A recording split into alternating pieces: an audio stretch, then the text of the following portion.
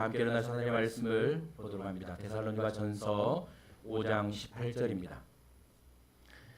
데살로니가 전서 5장 8절 말씀, 우리 한 목소리로 함께 하나님의 말씀을 읽고도록 합니다. 함께 읽습니다. 시작. 범사에 감사하라. 이것이 그리스도 예수 안에서 너희를 향하신 하나님의 뜻이니라. 아멘.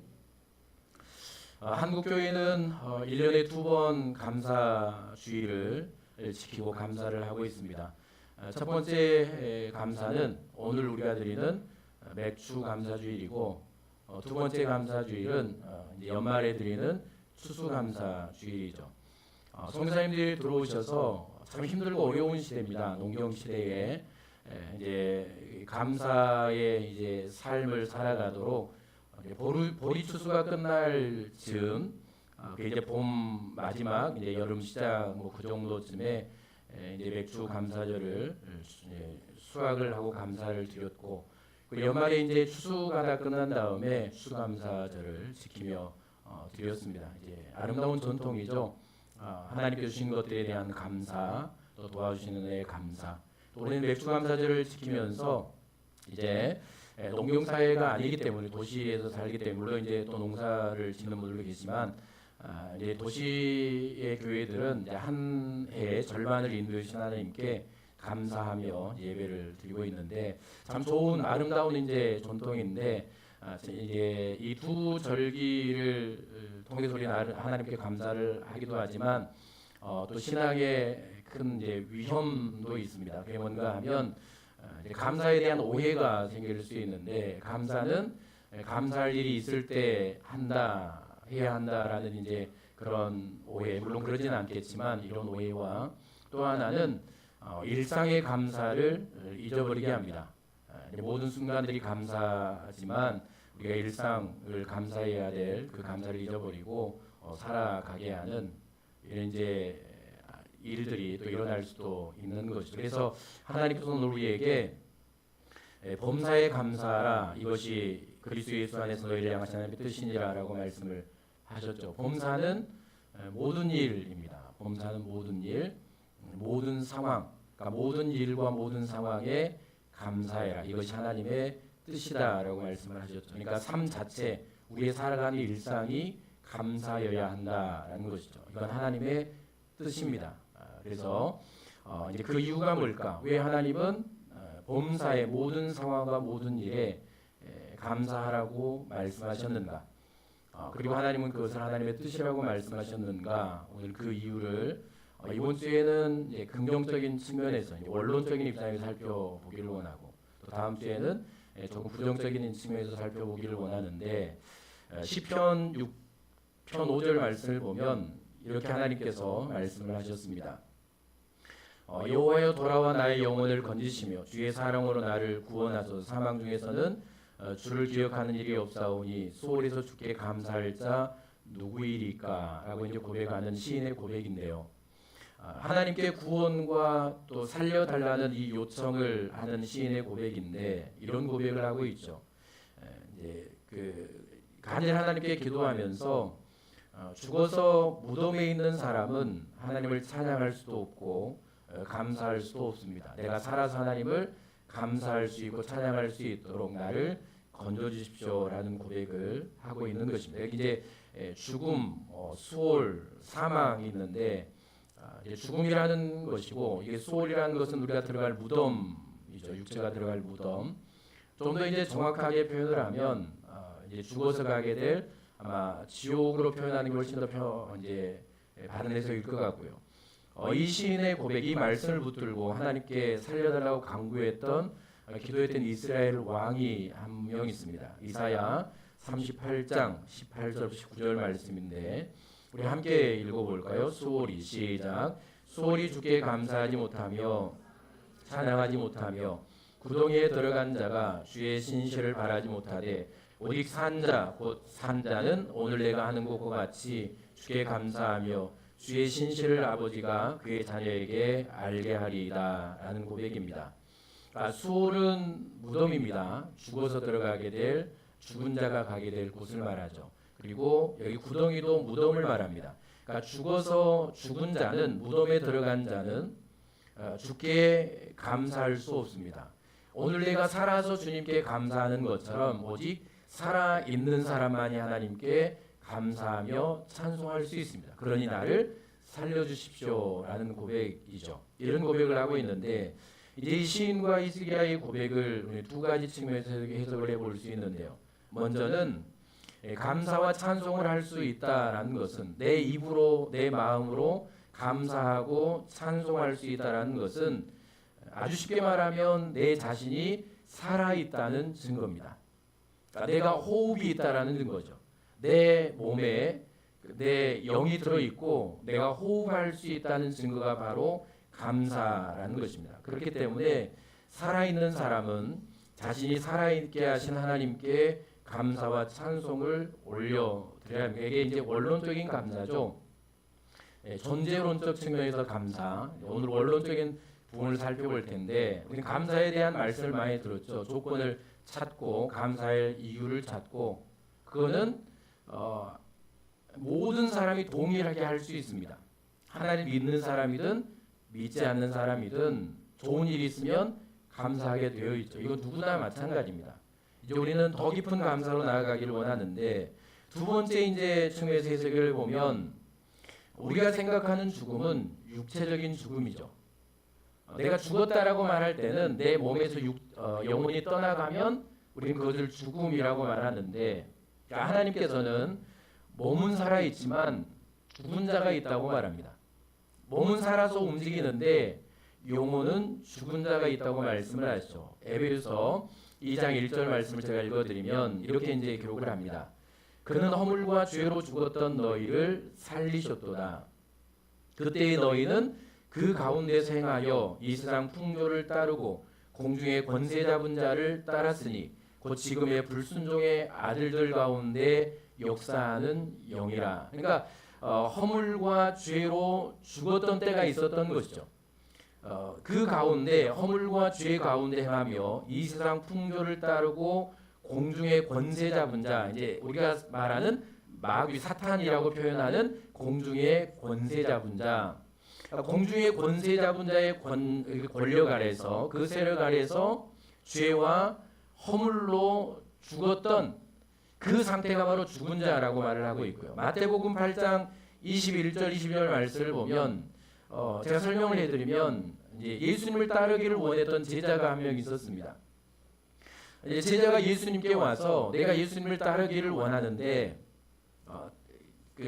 내가 예수님을 따르기를 원하는데 내 아버지가 죽었으니 내가 아버지의 장사를 지내고 와서 아버지 장사를 하고 와서 예수님을 따르겠습니다라고 예수님께 요청을 하게 되죠. 그때 예수님께서 이제 제자에게 하시는 말씀이 야, 죽은 자는 죽은 자들로 장사를 지내게 하고 넌 나를 따르라라고 말씀을 하셨거든요. 죽은 자는 죽은 자로 장사를 지내게 하라. 이게 무슨 말일까요? 그러니까 이 제자의 고백은 그러니까 몸에서 영혼이 떠나간 그 육체의 죽음을 말하는데 예수님께서 죽은 자라고 할 때는 사망 가운데 그러니까 그 인생이 구원받지 못한 생명이 없는 성령 하나님이 계시지 않는 여전히 사탄의 권세 아래 죄와 허물 가운데 그 살아가고 있는 그 죽은 자를 말하고 있는 것입니다. 그러니까 우리가 살았다라고 표현할 때는 죄와 사망 가운데서 생명으로 구원받았다라고 하는 그러니까 내 안에 예수 생명, 영원한 생명이 들어오고 그 생명이 들어와 내가 구원받는 영생하는 존재가 되었을 때 우리는 그것을 산 자라고 표현하는 것입니다. 그 죽었다라고 표현하는 것은 아직 구원받지 못해서 죄와 사망 가운데 거하고 있는 상태를 죽었다라고 표현하는 것이죠.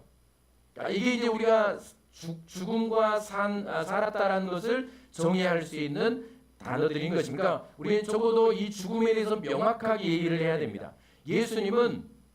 하나님은 예수님을 믿고 영원한 생명이 들어온 인생이 육체가 종말을 맞이했을 때 그 죽음을 죽음이라고 표현하지 않습니다. 하나님은 우리에게 잔다라고 표현하죠. 왜냐하면 사람은 우리가 예수 그리스도를 믿고 내 안에 영원한 생명이 들어오면 우리는 영원히 죽지 않는 영원한 생명을 소유한 존재가 되는 것입니다. 잔다라고 하는 것은 다시 일어나는 것이죠. 잠깐 죽음의 과정을 거친 후에 우리는 다시 부활하고 영원한 생명을 살아갈 영생을 소유한 살아있는 자가 된 것입니다. 그러니까 여전히 생명이 들어오지 않는 믿음이 없이 살아가는 죄 아래 살아가는 사람들은 그 몸은 살아있지만 영혼은 이미 죽은 상태입니다. 죄송합니다. 믿지 않는 분들 죽었다라고 그래서 이미 죽은 사람입니다. 그러니까 우리가 존재하는 이 모습을 보면 내 육체가 있죠. 내 육체가 있고 지금 내가 말하고 생각하고 살아가는 무언가 결정을 하고 선택하는 내 안에 있는 영혼이 있습니다. 내 육체 안에 영혼이 깃들어 사는 것이죠. 그 영혼이 떠나가면 그것을 죽음이라고 합니다. 그러니까 우리는 이미 죽어 있는, 그러니까 그 영혼이 그 생명으로 구원받지 못한 상태, 그 상태는 살아있지만 죽어 있는 상태입니다. 몸은 움직이지만 그 인생은 죽은 상태죠. 우리가 살았다라고 말할 때는 생명이 들어온 상태인데, 그러니까 하나님께 감사하고 찬송할 수 있는 존재는 성령이 그 안에 거하시는 살아있는 사람. 아직 구원받지 못해 새 생명이 그 안에 없는 사람은 감사하고 찬송할 수 없다. 그러니까 아까도 말씀드렸지만 이 감사와 찬송이라고 할 때 살아있는 사람, 생명이 들어온 믿음이 들어오고 생명이 들어온 산자의 감사는 일반적인 감사하고 다른 겁니다. 좋은 일 있을 때 감사하는 것들, 내 가정과 내 인생과 내 삶이 어떤 내가 감사할 조건이 있을 때 감사하는 일들은 하나님을 믿는 사람이나 믿지 않는 사람이나 그 영혼이 새 생명을 얻어서 구원받은 사람이나 구원받지 못한 사람이나 똑같이 할 수 있는 겁니다. 우리가 교회 생활을 하면서 끊임없이 여기에 대한 감사를 배웠습니다. 그건 아주 유치한 감사죠. 그건 누구나 할 수 있는 겁니다. 조건이 있을 때 감사하는 것은 모든 사람이 동일하게 할 수 있는 감사고요. 그럴 일이 없을 때를 말하는 것입니다. 감사할 일이 없는 우리의 일상에서 감사할 일보다 원망과 짜증과 내 인생에 불만족할 일들이 허다하게 많은 일상에서 내 인생이 고단하고 힘든 상황들 속에서도 우리가 감사할 수 있는 힘은 어디서부터 오는가 하면 내 안에 들어온 생명으로부터 오는 것입니다. 성령 하나님이 내 안에 들어올 때 성령은 내 안에 역사하시며 그럼에도 불구하고 감사할 수 있도록 나를 인도해 가시는 것이죠. 이거 우리가 정확한 예일지를 모르겠지만 구약 성경에 보면 사울 왕에 관한 이야기가 나오죠. 그는 별 볼 일 없는 가정에서 살았습니다. 집안도 별 볼 일 없었죠. 가문도 마찬가지입니다. 하나님께서 그를 찾아오시고 그를 이스라엘의 왕으로 세우십니다. 감격과 감사와 기쁨으로 주님을 섬기기 시작했죠. 그러나 어느 날부터 원망과 교만함과 불순종이 찾아오기 시작하면서 그에게 하나님께서 부으셨던 성령이 떠나갑니다. 구약에는 그랬으니까 지금 성령은 우리에게 오셔서 영원히 떠나가지 않지만 그 생명이 떠나갔다라는 것은 그의 영혼이 이미 죽었다는 겁니다. 성령이 떠나가면서 그의 일생 자체가 원망이었습니다. 만족이 없죠. 그리고 두려움만 있을 뿐입니다. 불만과 시기와 미움과 누군가를 죽여야 살기를 원하는 이 불만족 갈증들, 욕망들이 가득 차게 됩니다. 성령이 떠나가면서부터 그의 마음은 세상의 온갖 악한 마음들이 사로잡기 시작하는 것이죠. 우리도 그런 인생입니다. 적어도 우리 안에 성령이 오시고 내 안에 새 생명이 들어오면 우리는 새로운 사람이 되는 것입니다. 그래서 우리가 구원받는 것을 거듭남이라고 표현하죠. 믿음이 들어오고 새 생명이 들어와 내가 구원받은 것을 새로 태어났다라고 말하는 것입니다. 새로운 사람이 된 것이죠. 거기서부터 감사가 오는 것이고요. 그래서 우리가 감사와 찬송을 한다는 것은 내 안에 새 생명이 들어와서 구원받은 산자가 되었다라는 것입니다. 이게 존재론적 감사입니다. 언제까지 우리는 내게 있는 것으로 감사해야 하는가? 언제까지 우리는 하나님께서 나에게 좋은 것을 주실 때 그것을 통해서 감사해야 하는가? 언제까지 우리는 내 인생에 불만족하고 없고 부족하고 고난일 때 끊임없는 원망과 불평과 두려움과 염려 가운데 시달리며 살아가야 할 그런 인생인가? 적어도 내 안에 있어야 될 감사는 그런 조건들을 통한 감사가 아니고 그냥 내 존재 자체로 감사하는 것입니다. 내 안에 새 생명이 들어온 산자로 내가 살아가는 그 존재로 감사하는 것이죠. 감사와 찬송은, 이 감사는 우리가 구원받은 증거입니다. 성령이 우리 안에 거하시는 증거인 것이죠. 새 생명이 우리 안에 거하는 산자라는 증거입니다. 그러므로 하나님의 은혜로 죄와 사망에서 건짐을 받고 새 생명을 얻어서 산자가 된 사람은 감사와 찬송의 삶을 살아야 되는 것이고, 자연스럽게 감사할 수 있고 찬송하게 되는 것이죠. 그러니까 성령 강림 이후의 제자들의 삶을 보면 우리는 분명히 이것을 이해할 수 있습니다. 그 전에 그들은 두려움이었죠. 그들의 인생 자체가 두려움이었습니다. 그리고 끊임없이 무언가를 갈망하며 싸우고 다투고 원망하며 높은 자리를 차지하기 위해서 애쓰는 그런 인생들이었습니다. 그런데 어느 날 그들이 기도 가운데 성령이 그들에게 임하실 때, 그때부터 그들의 입에서 나온 게 뭔가 하면 찬송입니다. 찬송은 감사라는 겁니다. 그러니까 찬송과 감사를 우리가 늘 혼용해서 구별해서 쓰지만, 찬송한다는 것은 감사라는 것이고 감사한다는 것은 찬송입니다. 그러니까 찬송 자체가 감사인 것이죠. 신약의 성령 하나님이 신약 교회 가운데 성도들 가운데 임하면서 그들에게 놀랍게 일어난 변화가 있는데, 그건 감사와 찬송이었습니다. 모일 때마다 찬송을 하죠.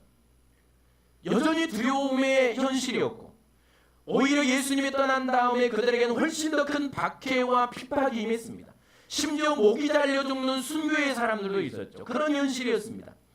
그리고 예루살렘에 핍박이 가하면서 그들은 나라를 빼앗기고 자리를 빼앗기고 온 나라에 흩어져 살아가게 되는 것이죠. 그런데 그들이 살아가는 삶을 보면 기쁨이었습니다. 심지어 순교의 자리에 있을 때도 그들은 기뻐하며 감사하며 그 자리를 걸어가죠. 그리고 그들이 가는 곳마다 기쁨이 넘치죠. 빌립이 사마리아 성에 갔을 때 외롭고 고독하며 그 사람들에게 외면을 당하며 인정받지 못한 그 상처와 아픔 가운데 살아가던 사마리아인들에게 기쁨이 임하기 시작합니다. 성령이 임한 빌립이 가서 복음을 전할 때, 그게 감사의 일들입니다. 그러니까 믿음이 들어오고 생명이 들어오고 성령이 내 안에 들어오면, 그거는 내가 애써 하지 않아도, 내가 어떤 노력을 하지 않아, 물론 의적인 그런 노력들이 있어야 되겠지만 자연스럽게 내 안에서 흘러나오게 되는 것은 기쁨과 감사와 찬송의 고백인 것입니다.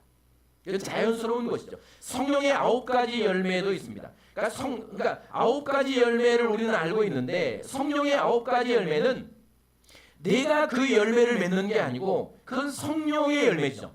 성령이 맺으시는 열매인 것입니다. 내 노력과 내 어떤 의지로 맺어지는 게 아니고, 성령이 내 안에 들어오시면 성령이 내 안에서 나를 통해 맺으시는 열매들이 바로 9가지 열매고 감사의 열매인 것입니다. 그러니까 분명히 내가 하나님을 믿고 구원받았고 새 생명이 내 안에 들어왔고 영원한 생명이 내 안에 들어와 있으면 자연스럽게 내 안에는 하나님의 은혜가 충만하고 감사의 고백이 나오고 찬송의 고백이 흘러나오는 것입니다. 상황이 힘들고 인생이 고단하고 형편들이 어렵지만 내 삶을 살펴보면 감사할 일이 별로 없지만, 감사할 일보다 원망할 일들이, 불만족한 일들이 훨씬 더 많지만, 그럼에도 불구하고 그 현실 가운데서도 찬송하며 감사하는 분들을 보세요. 명확하게 그분 안에는 생명이 있습니다. 그러니까 내 신앙과 내가 하나님 앞에 어떤 존재로 살아가는가를 살펴보면 우리 명확하게 이 사실을 알 수 있습니다. 여러분, 그러므로 우리의 삶은 무엇이 있어서 감사하거나 혹은 나에게 뭔가 이루어져서 감사하거나 이런 감사가 아니고, 내 안에 믿음의 은혜, 새 생명이 내 안에 들어옴을 인하여 오늘도 감사의 삶을 살아낼 수 있는 그런 저와 여러분들이 될 수 있기를 바랍니다. 그러면 새 생명이 들어와서 산자가 되었다는 의미를 좀 더 구체적으로 살펴보면 동일한 말씀이겠지만 두 가지를 보겠는데, 먼저는 하나님의 자녀가 되었다는 뜻입니다. 그러니까 자녀됨의 증거, 하나님의 자녀됨의 열매가 바로 감사라는 것이죠. 믿음이 들어오고 하나님의 자녀의 자리에 들어오면, 올라오면 그 자녀는 감사로 나아가게 되는데, 시편 140편 13절 말씀을 보면 진실로 의인들이 주의 이름에 감사하며 정직한 자들이 주의 앞에서 살리이다. 여기 의인들은 하나님의 은혜로 구원받은 사람들이다. 죄가 덮임을 받고 구원받은 사람들. 그리고 정직한 자들은 구원받고 하나님의 형상을 회복한 성도들을 말하죠. 그러니까 하나님의 자녀들, 구원받고 하나님의 성도가 된 하나님의 자녀들은 주의 이름에 감사하며 주 앞에 살게 될 것입니다. 그러니까 하나님의 자녀가 되면, 그리고 구원받은 성도가 되고 하나님의 형상을 회복하면 감사하는 자가 되고 주 앞에서 살게 될 것입니다. 그러니까 이거는 자연스럽게 이어지는 결과죠. 우리의 삶에 자연스럽게 오는 결과입니다. 내가 하나님의 자녀가 되면 그냥 맺혀지는 게 감사하고 찬송이라는 것이죠. 그러니까 하나님의 자녀면 찬송하는 것입니다. 누가복음 17장 11절 이하의 말씀을 보면 10명의 한센병 이야기가 나오죠. 여러분 아시는지 모르겠지만 한센병은 지금 이제 우리가 옛날에 말하는 이제 나병, 문둥병을 말합니다. 그게 이제 순화되어 표현된 단어들이요. 한센병인데 예수님이 예루살렘으로 가는 길에 사마리아와 갈릴리 사이를 지나가십니다. 당시에도 한센병 환자들은 지금처럼 마을 바깥에 쫓겨나서 한 마을을 이루고 구별되어 살았죠. 격리되어 살았습니다.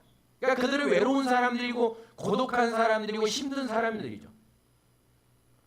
예수님이 그들을 찾아가셨고 그들이 예수님을 알아보고 그들이 예수님을 보고 한 말이 뭔가 하면 예수 선생님 우리를 불쌍히 여겨주십시오. 이 말은 우리를 고쳐주십시오라는 고백입니다. 그 고백을 듣고 예수님이 그들에게 한 말씀 하시죠. 한 말을 하는데 지금 너희가 제사장에 가서 너희 몸을 보이라는 것입니다. 당시에 이제 그들이 치유받은 확증이 제사장들에게 가서 증명을 받는 것이기 때문에 너희 몸을 제사장에 가서 보이라라고 말을 하죠. 그들의 어느 정도 믿음이 있었던 것 같습니다. 예수의 소문을 들었던 것 같고요. 아마 예수님의 말을 듣고 가면 치유를 받을 것이라는 그 믿음 정도는 있었던 것 같습니다. 그러니까 이 말을 듣고 그들이 당장 몸에 무슨 변화가 일어나지 않았지만 제사장에게 가죠. 가는 길에 그들이 자신들이 치유받았다는 것을 확인합니다. 가는 길에 한센병이 낫는 역사들을 경험하게 되죠. 그리고 난 다음이 중요합니다. 그리고 나서 일어난 일이 중요한데 사실 그들에게 가장 절실하고 가장 급한 문제는 무엇이었을까요? 제사장에 가서 나은 몸을 보이는 겁니다. 그래야 가족들에게 돌아갈 수 있고 평생의 아픔과 눈물로 살았던 그 날을 회복할 수 있고 그들이 소원하는 곳으로 갈 수 있기 때문에 가장 급하고 가장 시급하고 가장 먼저 해야 될 일은 제사장들에게 가는 일. 그러니까 9명의 사람들은 급하게 제사장들에게 갑니다. 그리고 그의 가족들에게 돌아가 버리죠. 그런데 가던 길을 멈춘 사람이 있는데 그가 사마리아 사람입니다. 제사장에 가서 자신의 몸을 확인받고 나았다라는 것을 증명을 받아야 가족들에게 돌아갈 수 있고 평생에 소원했던 그 인생을 회복할 수 있는데 그가 그 길을 멈춥니다. 증명받는 길을 멈춰버리죠. 이거는 여전히 치유받지 않았다는 이 사실입니다. 증명받지 않았기 때문에 여전히 그는 치유받았음에도 불구하고 한센병으로 남아있는 것입니다. 그런 그가 그 길을 멈추고 자신을 고쳐주신 예수님께로 돌아가죠. 찬송하며 예수님께 와서 감사하며 영광을 돌립니다. 그때 예수님이 9명은 다 어디 갔느냐? 치유받은 9명은 다 어디 가고 너 혼자 왔느냐라고 말합니다. 이거는 예수님이 감사받기를 원하는 마음이 아니었고요. 예수님이 감사하지 못한 이들에 대한 어떤 서운함도 있을 때 그런 게 아니고 그리고 나서 이 돌아온 사마리아인에게 선포하는 말씀이 있는데 일어나 가라 내 믿음이 너를 구원하였느니라고 말합니다. 감사할 때 일어나 가라 너의 믿음이 너를 구원하였느냐. 그러니까 감사하는데 그의 인생 자체를 영원히 구원받았다. 그러니까 구원받고 영원한 생명이 그 안에 들어왔다. 단지 치유받은 것이 아니고 이 치유받은 것은 우리가 알지만 병 나으면 다시 병이 들죠. 병원에 가서 내 몸 고치면 또 병이 듭니다. 인생은 그렇게 됩니다. 그런데 오늘 예수님이 선포하신 이 구원은 그의 인생 전부의 구원이요. 영원한 구원이죠. 완전한 구원입니다. 다시는 죽지 않고 병들지 않고 무너지지 않는 그 구원을 선포하신 겁니다. 이 구원은 무엇으로 받았는가 하면 감사로 받은 게 아니고, 그러면 감사할 때 구원이 선포되었는데, 그럼 그 감사는 무엇인가 하면 그가 가는 길에 치유받았을 때, 그걸 확인했을 때 그 심령 안에 들어온 게 있는 게 있었는데, 그게 뭔가 하면 예수를 믿는 믿음인 것입니다. 이해가 가시죠? 믿음이 그 안에 들어왔고, 그냥 단지 치유받을 것이라는 믿음이 아니고 생명이신 예수 그리스도를 믿는, 그 예수 생명을 믿는 믿음이 그 안에 들어왔고요. 그 믿음으로 돌아간 것입니다. 그 믿음으로. 그러니까 제자들에게 확인받는 것도 포기하고 가잖아요. 그 믿음을 보신 겁니다. 내 믿음이 너를 구원하였느니라. 그러니까 예수님이 그들을 찾아가신 것은 단순히 육체의 치유나 어떤 한세병을 낫게 하시기 위함이 아니고, 그들에게 무엇을 주기 원하셨습니까? 믿음 주시기를 원하셨죠. 구원받는 믿음, 영원한 생명이 있는 믿음. 그러니까 믿음이 들어가니까 가장 먼저 한 일이 뭡니까? 감사죠. 그 안에 생명이 들어가니까 자신이 어떤 확인받는 것보다, 가정으로 돌아가는 것보다, 자기 삶을 보호하는 것보다 가장 먼저 자기의 생명을 주신 하나님께 감사하는 그 감사로 나아가는 것입니다. 우리 이 감사를 해보게 해야 되는 것입니다. 그러니까 내가 일상에 감사하지 못한다는 것은 끊임없는 불만족과 원망과 어떤 미움과 시기와 이런 일들에 사로잡혀 살아가는 것은 내 안에 적어도 이 생명을 주신 구원에 대한 감사와 감격이 없거나 아니면 식어졌거나, 진짜 내가 영원한 생명, 사망 권세를 이길 생명이 내 안에 들어왔다. 이 땅에서는 병들고 무너져가고 죽고 내 육신의 장막은 무너져가는데, 그 사망 권세, 죽음의 권세를 이길 영원한 생명이 내 안에 들어와서 내가 영원히 살아갈 존재가 되게 하시는 그 생명이 내 안에 들어왔다라고 믿고 깨달은 사람은 그럼에도 불구하고 감사하는 것입니다. 그리 아니하실지라도 감사하는 것입니다. 이게 존재론적 감사입니다. 언제까지 우리는 내 삶의 감사 조건을 찾아야 합니까? 감사할 일이 없는데, 살다 보면 감사할 일들은 다 사라져가는데, 감사할 일보다 내 인생의 아픔과 고난과 불평할 일들, 원망할 일들, 짜증낼 일들이 훨씬 더 많은데, 그럼 우리는 평생 감사하지 못하고 살아가는 것이죠. 여러분, 내가 하나님의 자녀됨에 대하여 내 안에 믿음이 들어오고, 내가 어떤 이유에서든지 어떤 사건이든지 내가 어떤 인생을 살았든지 언제 들어왔는지 모르지만 자연스럽게 내 안에 믿음이라는 것이 들어오고, 그 믿음과 함께 영원한 생명이 내 안에 들어와 성령 하나님의 인도하심을 받으며 오늘 또 이 자리에 앉아 예배하며 살아갈 이 은혜가 나에게 임했음을 여러분 믿고 감사하는 그런 저와 여러분들이 되었으면 좋겠습니다. 하박국서에 보면 하박국의 위대한 감사가 나오죠. 여러분들이 다 아시니까 무화과 나무, 포도나무, 감람나무 위에 열매가 없고 소출이 없고 밭에 먹을 것이 없고 우리의 양이 없고 외양간에 소가 없어도 나는 여호와로 말미암아 즐거워하며 구원 하나님으로 말미암아 기뻐하리로다. 나는 그럼에도 불구하고 감사하겠다라는 고백입니다. 감사하며 찬송하고 가죠.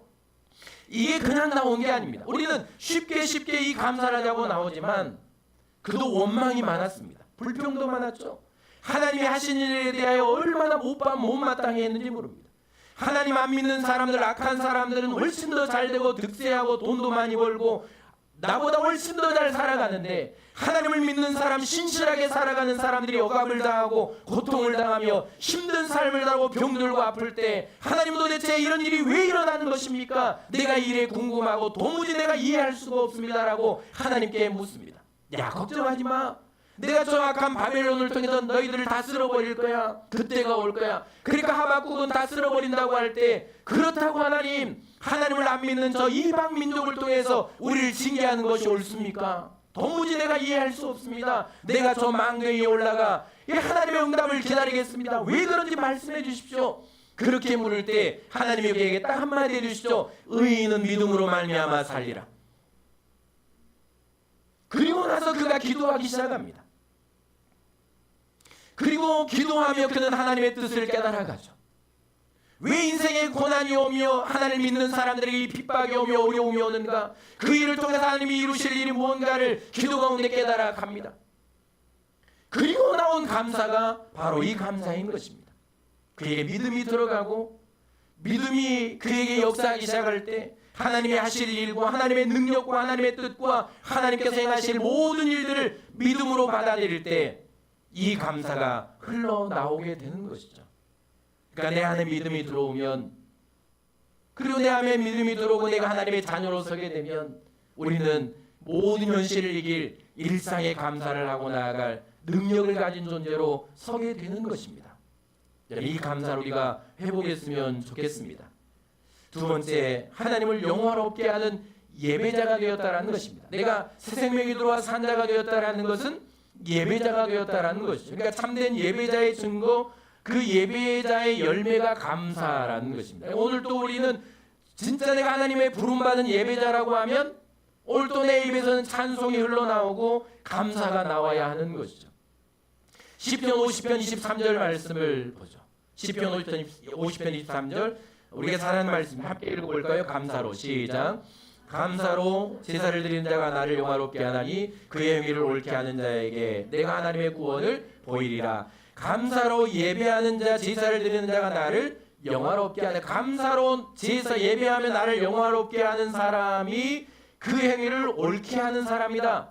그러니까 감사로 예배하는 사람, 하나님을 예배하며 하나님을 영화롭게 하는 사람이 올바른 길을 걷는 사람, 그 행위를 옳게 하는 사람이다. 내가 그에게 구원을 보여주시겠다라고 말씀하죠. 이 말이 뭘까요? 구원받고 하나님의 자녀가 된 예배자에게 합당하고 어울리는 행위는 감사의 예배라는 겁니다.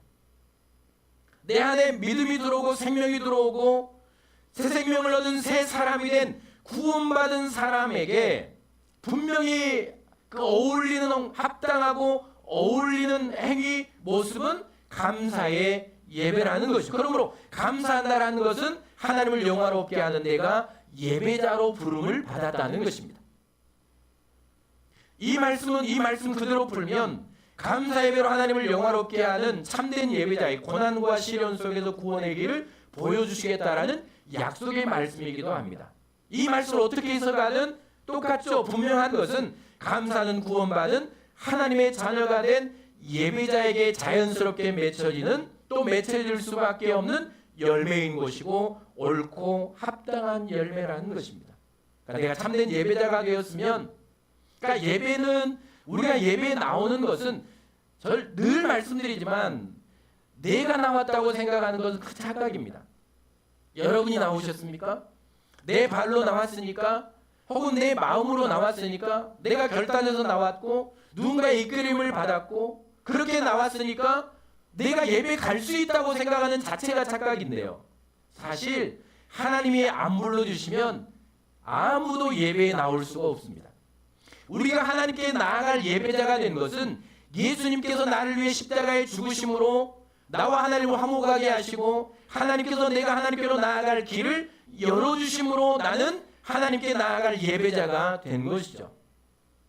절대로 하나님이 불러주시지 않으면, 하나님이 길을 열어주시지 않으면 우리는 예배로 올 수 없는 겁니다. 그러니까 예배 안 나온다고 좋아하지 말고, 오늘은 다른 데 갈 수 있다고 좋아하지 말고, 오늘은 다른 데 여행 갈 수 있고 내가 원하는 거 할 수 있고 내 마음대로 뭔가를 할 수 있다고 절대 좋아해서는 안 될 일이, 하나님이 길을 안 열어주시면 예배하고 싶어도 못하는 겁니다. 이스라엘 백성들이 그랬죠. 예배로 나올 길이 활짝 열려 있었음에도 불구하고 그들은 우사에게 제사를 드리러 가고 자기 욕망을 위해 살아갈 길로 가죠. 그렇게 살다가 하나님이 그들에게 하신 일이 뭔가 하면 예배하고 싶어도 예배할 수 없도록 길을 막아버리시죠. 70년을 포로 생활을 합니다. 그들이 바빌론 강가에서 울며 통곡하잖아요. 악기를 연주하며 울며 노래합니다. 옛날엔 예배할 때가 있었는데 그들의 포로로 끌려가서 예배하고 싶어도 예배할 수 없는 그때에 그들은 눈물을 흘리며 통곡의 노래를 부릅니다. 그러니까 예배 안 한다고 다른 데 갈 수 있다고 내 마음대로 주일을 보낼 수 있다고 좋아하는 거는 참 어리석은 일이죠. 심각하게 고민해 봐야 됩니다. 하나님 예배의 길을 안 열어주실 수도 있습니다. 안 열어주셨을 수도 있죠. 오늘 내가 어떻게 나왔든 어떤 마음으로 나왔든 오늘 내가 예배자로 하나님 앞에 나와 예배할 수 있다는 것은 하나님이 나로 하여금 이 예배로 나올 길을 열어주셨기 때문임을 기억하십시오. 이게 감사인 것입니다. 그래서 내가 진짜 예배자인가? 내가 하나님의 은혜로 구원받고 하나님께 나아갈 그런 예배자가 되었는가? 나에게 감사가 나오는가? 어제도 힘들고 오기 전까지 힘들고 내 삶이 고단한 일들 뿐이고 원망할 일 뿐이지만 그 죽게 나오는 길 하나님을 예배하며 찬송하며 말씀을 드리며 또 기도하며 내 안에 내 존재론적 감사, 구원받은 감사, 새 생명을 주신 것 감사, 내가 하나님의 자녀된 것에 대한 감사, 그 감사가 내 안에 올라와 다시 내 마음을 감사로 채우고 또 삶을 살아갈 그 힘과 이 풍성한 은혜가 내 안에 부음을 받아지는가? 적어도 우리는 감사로 내 신앙을 전부해 볼 수가 있는 것이죠. 여러분, 감사는 오직 산자만이 할 수 있습니다. 하나님의 자녀이고 참된 예배자로 부름받은 살아있는 사람, 진짜 살아있는 사람이요, 내 몸만 살아있는 사람이 아니고요, 내 영혼 전부, 내 인생 전부가 내 안에 영생에 들어와서 내 영혼이 산 진짜 살아있는 사람, 그 사람만이 진짜 감사를 할 수 있습니다. 진짜 감사.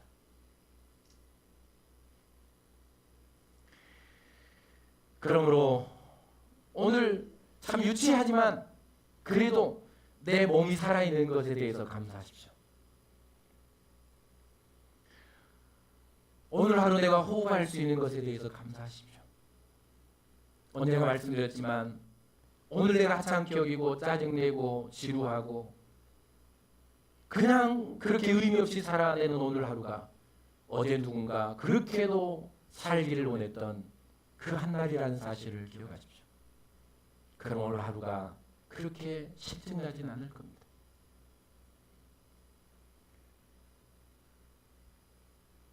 오늘 내 코로 호흡하고 내가 말하고 찬송하고 내 가족들과 함께 대화하며 눈빛을 마주치는 아주 유치하지만 내 몸이 살아있는 것에 대해서 여러분 감사하시고요.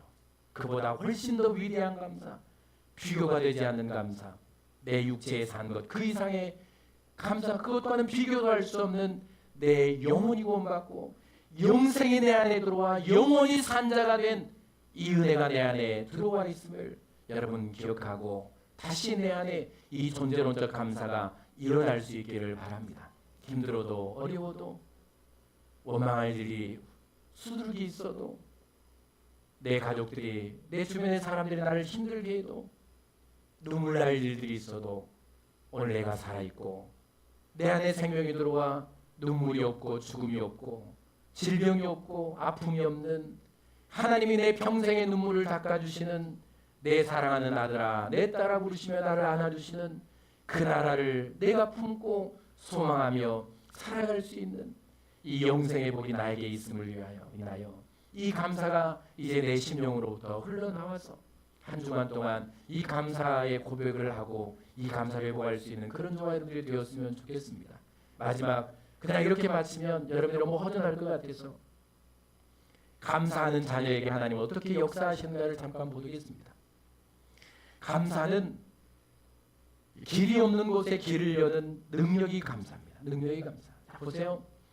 이제 아까 시편 50편 23절 말씀을 드려요. 자, 잠깐 이제 말씀을 드리겠는데 하나님께서 하시는 일을 못마땅해 했던 한 사람 선지자가 있었습니다. 저 아수르 니느웨로 가서 복음을 전하고 그를 회개하라는 이 명령을 참 못마땅하게 했죠. 왜냐하면 아수르는 일생 내내 이스라엘을 힘들게 했던 나라니까. 왜 그런 인생들에게 가서 복음을 전하고 회개하라고 하는가? 멸망해도 시원치 않을 사람들인데. 그래서 못마땅하니까 그 니느웨로 가지 않고 배를 타고 당장 항구로 달려가서 배를 타고 다시스로 도망을 가죠. 하나님은 물고기를 준비하십니다. 태풍을 일으키고 배를 엎어버리시죠. 그리고 물고기 뱃속에 요나를 집어넣어서 거기는 무덤이었습니다. 수월이었죠. 죽음과 같은 현실이었습니다. 거기서 요나가 기도하기 시작합니다. 그러면서 기도한 끝에 그에게 입에서 흘러나온 게 뭔가 하면 하나님 내가 감사로 예배하겠습니다. 이 소원합니다. 이 마지막 못마땅 물론 나와서도 그렇게 짜증내면서 복음을 전하긴 하지만 하나님 내가 감사하며 하나님을 감사로 예배하겠습니다라고 소원하며 마지막 감사의 자리까지 나아가죠. 하나님께서는 그 자리에서 물고기 입을 열고 그를 육주로 빛으로 토해내십니다. 이 감사의 능력이죠. 그러니까 하나님은 우리를 어디로 인도해 가시는가 하면 감사로 이끌어 가십니다.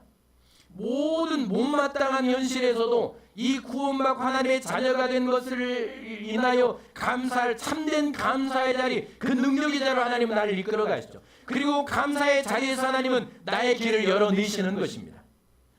하나님께 사형 선고를 받은 히스기야 왕도 마찬가지죠. 사형 선고를 받고 벽을 향해서 이제 할 수 있는 게 없으니까 벽을 향해서 얼굴을 대고 누워서 통곡하며 웁니다. 학처럼 제비처럼 비둘기처럼 시적이며 그렇게 통곡하며 웁니다. 처음에는 이 고통이 무섭고 두렵고 고통스러워서 울죠. 그런데 그 기도하면서 그가 이제 변하기 시작합니다. 적어도 그에게 인생의 고난이 오고 이 사형 선고가 내려진 이후 하나님의 뜻과 하나님께서 자신에게 이 일을 통해서 이루실 일, 그래서 그가 고백하는 것은 하나님이 나에게 이 일을 허락하시는 것은 나에게 평안을 주시기 위함임을 내가 믿습니다라는 믿음의 고백과 함께 그 입에서 감사와 찬송의 고백이 흘러나오죠. 그러면서 그가 이제 마지막 내가 하나님 산자로 영원히 하나님을 찬송하겠으나 고백이 흘러나오지 않습니까? 하나님께서 그를 살려내십니다. 고쳐내시죠. 암몬과 모압 연합군이 공격해 온다는 사실을 듣고 사지가 떨려 공포에 떨던 여호사밧 왕이 있었죠. 그 이야기를 잘 알고 있습니다. 그도 마찬가지 기도하기 시작합니다. 다음 주에 해야 될 이야기인데 지금 다 하고 있습니다. 또 하겠습니다. 그러면서 하나님의 음성을 듣게 되죠. 그리고 그가 한 일이 뭔가 하면 온 백성과 함께 하나님의 사랑과 그분의 인자하심과 그분의 인도하심을 찬송하기 시작합니다. 그리고 감사하는 사람, 찬송하는 사람을 군대 앞에 세우고 전쟁터로 나아가죠. 거기서 하나님은 이 모든 연합군들을 물리치십니다. 그리고 그들에게 살 길, 구원의 길을 열어주시죠. 나라의 태평성대를 오게 하십니다. 그거는 전쟁으로 인 게 아닙니다. 무기로 인 게 아닙니다. 그들의 실력으로 인 게 아닙니다. 감사와 찬송으로 이겨낸 것입니다. 바울과 실라의 이야기를 잘 알죠. 귀신 들린 여종에게서 바울은 귀신을 쫓아냅니다. 그 일로 이제 고발을 당하고 죽을 만큼 매를 맞고 감옥에 갇힙니다. 그 감옥에서 바울과 실라가 했던 일로 동일합니다. 하나님을 찬송하기 시작하죠. 감사하기 시작합니다. 그러니까 기도 가운데 나왔겠죠. 그들이 묶인 것이 풀려지고 감옥 문이 열려집니다. 자유의 몸이 되죠. 그들이 여기서 구원의 길을 열지만 그러나 그 감옥을 지키고 있던 간수와 그의 가족과 그의 친족들이 구원받고 생명을 얻은 역사는 어디서 일어나는가 하면 감사의 자리에서 일어나게 됩니다. 사랑하는 여러분, 내 인생에 진짜 길이 열리기를 원하고 생명의 길이 열리기를 원하고 진짜 구원의 길이 열리기를 원하며 내 삶에 놀라운 기적의 역사가 일어나기를 원한다면 우리는 결국은 내가 원하지 않아도 하나님은 나를 그렇게 이끌어 갈 것인데 감사해야 합니다. 찬송해야 합니다. 하나님은 결국 나를 그 자리까지 이끌어 갈 것입니다. 그리 아니하실지라도 감사하는 자리까지. 그럼에도 불구하고 감사하는 자리까지. 내 삶 자체가 힘들고 고단하지만 그 상황에서도 감사하며 찬송할 수 있는 자리까지 훈련하시고 단련하시고 무덤에까지 넣으시며 하나님은 나를 감사의 사람으로 만들어 내실 것입니다. 왜냐하면 하나님은 나에게 복 주시기를 원하시는 하나님입니까? 하나님은 나에게 은혜 베풀기를 원하시는 하나님입니까? 하나님은 나에게 영원한 생명을 주시기를 원하시는 하나님입니까? 여러분 이제 원망을 비워내십시오. 짜증도 비워내고 불평도 비워내고 다 비워내십시오. 그리고 내 안에 감사를 채워 넣으십시오. 하나님의 놀라운 기적의 역사가